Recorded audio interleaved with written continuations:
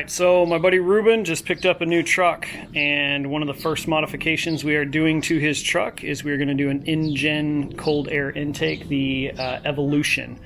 So, truck he got here, flip you around. He picked up a 2018 Tacoma TRD Sport. So got a pretty good deal on it. We're going to see what we can do to help him out with some miles per gallon before he starts modification. Because as we all know, once you start the modifications, you lose all the MPGs. So set you up on the tripod real quick and we will unbox this thing and see how hard it's going to be to install. Alright, so giant box. Let's see what we got here.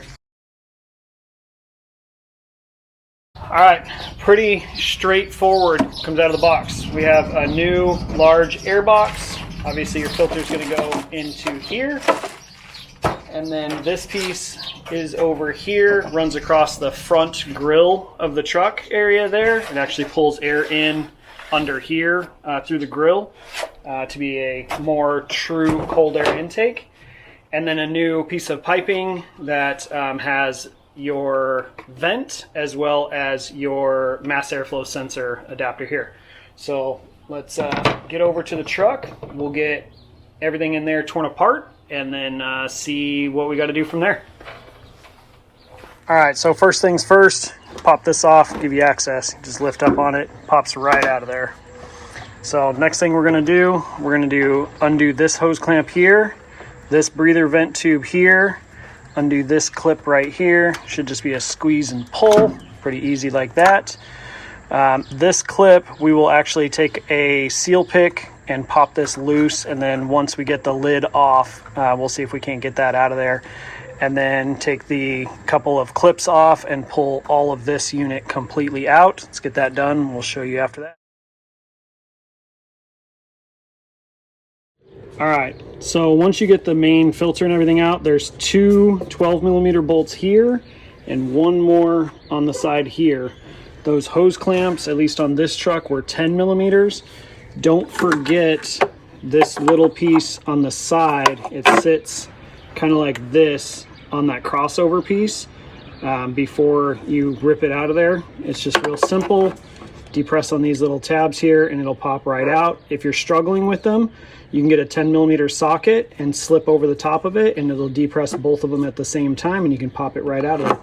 So let's get this sucker out of here and get the new one in. All right, so once you get the factory airbox out, there's these rubber grommets here that have to swap over.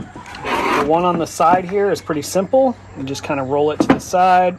If it doesn't want to come out, then you can do just like we're going to do with the other ones. Take you a flathead screwdriver, push the metal piece out of the center of it. Be careful not to stab yourself in the hand.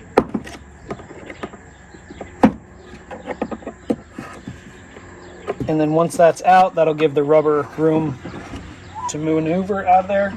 Transfer it to the new piece. And then again, once you get it in place, put your metal insert back into it. Repeat that with the other two as well. You can just kind of work these back and forth and they should pop right out.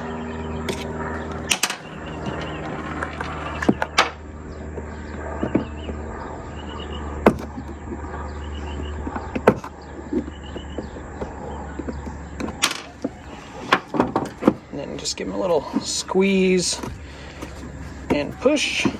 And again, what I'm doing is I'm basically collapsing in the center and then squeezing the outsides together and then push together.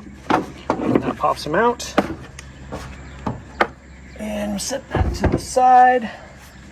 Bring over your new one. Same thing. Insert them.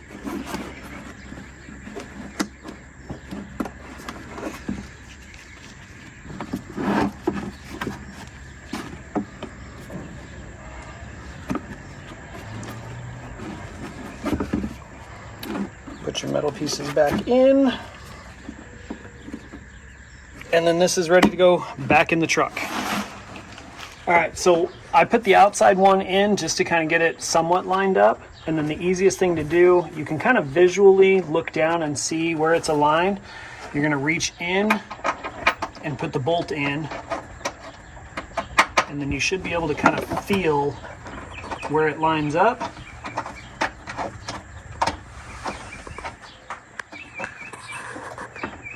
And you want to do the same for the third one.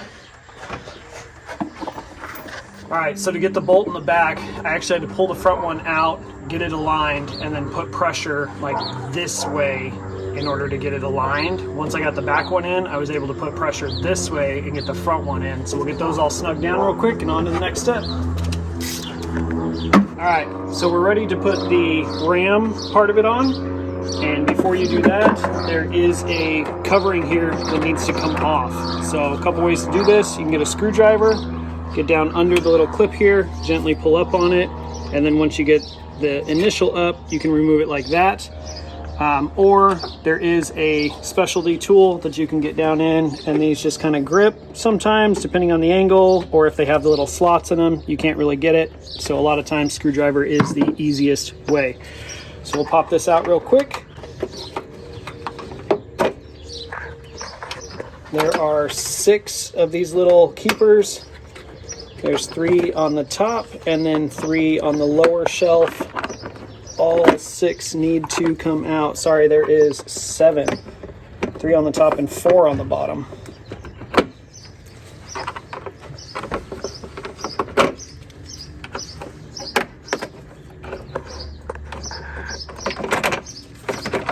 All right, that pops that out of there. And then that gives clearance for the ram portion to go in. Slip that in, and then the 3 on the top can go back in, but it looks like only 2 on the top go back in. So we'll get those in real quick here. And honestly, it looks like they might not even catch, but we're gonna try. You do need to put quite a bit of pressure on the intake side of it in order to get them to latch securely.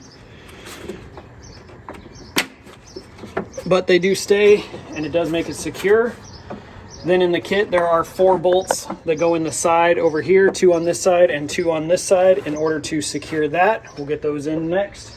All right, so in the hardware kit that comes with your intake, you're going to have 4 screws, Allen screws that are like, 2 that are not, and then 4 little caps here. Now these little caps are domed. I don't know if you can see that, but they are domed, and there's a rubber piece on the bottom.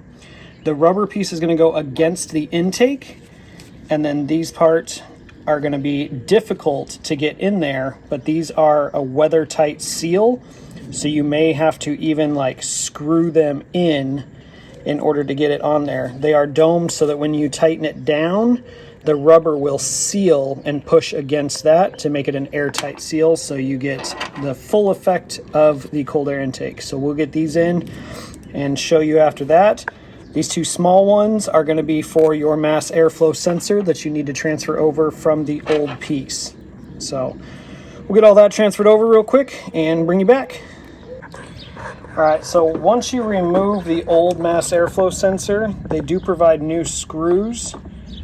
I would tell you to put the old screws back in the old housing. If you decide to hang on to it, switch it back later, sell it, whatever, whoever you sell that to will be appreciative that those screws are still there. Now, once you install the mass airflow sensor into the new pipe, you can go ahead and put your air filter on at this time. A couple things to keep in mind. This air filter has some like flat spots on it here with nubs, so it's basically going to go in a certain way and then kind of twist lock in place. Keep in mind of how that's going to sit once it's installed so that you have access to the screw in case you need to adjust anything from there. So once you get to this point, you're ready for your other clamps and adapters here, and then you can get those on. Make sure you check and see which side is which for these to go on. And then I would recommend putting this on the engine side first, and then as you come in with this one, you can adapt it in there. So we'll get that all set up and ready to go, and then I'll come back once this is done. All right, so a couple things to make note of as we were putting this together. I ended up having to take loose the filter hose clamp in order to get the filter in place, and then put the intake side of the intake tube in kind of after the fact. I was able to get it in on this side, get it into the filter, and then as I wedged it down in here, I actually took the hose clamp, slid it up the pipe to allow the rubber piece to be more pliable, and then used a flathead screwdriver and just very gently rolled it over the edge until I got it all the way around and in place. So don't forget to loop your mass airflow sensor wire back around, plug that in, and then don't forget this hose back here. Plug that in, and then the squeeze clamp there. And that is it. You are done. Pull the plastic off the little window there. This little window, you can shine a light in there and check the cleanness of your filter. So I don't know if you can see down in there, but you can actually see your filter so you know when it's ready to be cleaned. And there you go. Complete installation of the Injen Evolution cold air intake for the 3rd gen Toyota Tacoma. Relatively simple. I would say if you don't drop any bolts like I did, it'll probably take you about 30 minutes. So hope this helps. As always, thank you for watching. Please don't forget to hit that like and subscribe button. We are creeping up on 1,000, and I would appreciate every subscription that I can get.